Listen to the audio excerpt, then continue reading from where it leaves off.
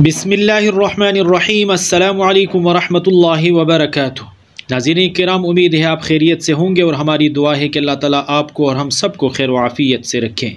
नाज़रीन किराम, हमारे इस यूट्यूब चैनल को सब्सक्राइब करना मत भूलिएगा, बहुत शुक्रिया। क़ुरबानी का खून, गोबर और ऊन क़ियामत के दिन मीज़ान में।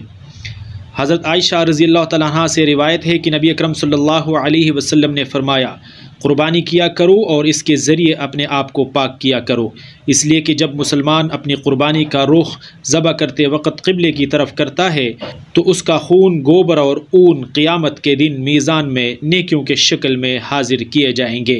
सुबहान अल्लाह। अल्लाह ताला हमारे तमाम आमाल सालिहा, क़ुरबानियाँ, हज तमाम कबूल फ़रमाए और अल्लाह ताला तमाम परेशानियाँ, दुख, दर्द, तकालीफ़ हम सब से दूर फ़रमाए और अल्लाह ताला दुनिया और आखिरत की तमाम मुश्किलात रफ़ा दफ़ा फ़रमाएँ और दुनिया और आखिरत की तमाम ज़रूरियात अल्लाह ताला अपने ग़ैब के ख़ज़ानों से पूरा फ़रमाए और अल्लाह ताला अपनी रज़ा की दौलत हम सब को नसीब फ़रमाए और ख़ात्मा बिल ईमान फ़रमाए। आमीन सुम्मा आमीन या रब्बल आलमीन।